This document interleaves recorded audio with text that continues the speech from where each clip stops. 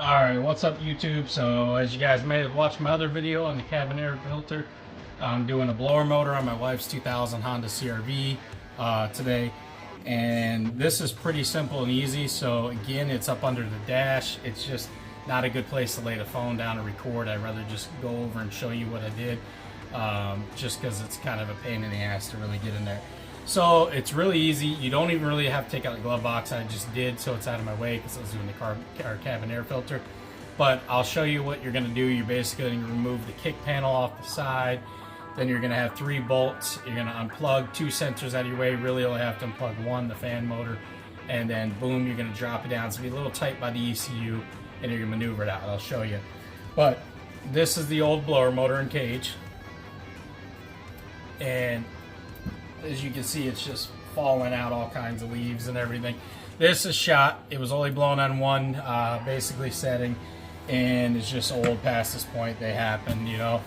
So I ordered from Rock Auto, like I said in the other video, from TYC. Got a new blower motor, and it's the entire assembly, and the part number is 700-130. So you jump on Rock Auto, go take a look. It wasn't too bad in price. I want to say like 50 bucks or something like that, or 70 bucks. Comes in the box just like that. A little bit of styrofoam above it, and bam, it's just assembled same way. So I'll take you guys over here, show you what I mean on, and then I'll come back to you. So you're gonna want to get the passenger side. Again, you don't have to take glove box off. I did show in my other video how to do that. It's pretty easy. I leave it hanging from the hook right there. And then what I usually do is take the 2 8mm bolts out. You can take them out with a screwdriver, or take them out with an 8mm socket or wrench. That's what I use. And then you just either pop these 2 clips together, pop this out and in, or you can kind of push on it and get your glove box out right through the side there, and then just maneuver the whole thing out, no problem. So let me turn this light on. Okay, get the old Milwaukee out. So you're gonna want to start by taking this kick panel off. Don't break the top clip like I did like an idiot. You could just unscrew it out, and the same thing with this one, you just kind of pull it.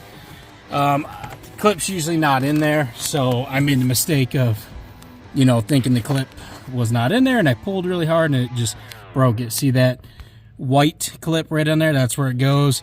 And then the other one sticks right into that little hole right there, you see.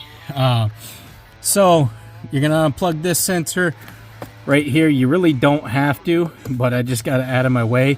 It's actually just bolted up to this plastic fan motor housing.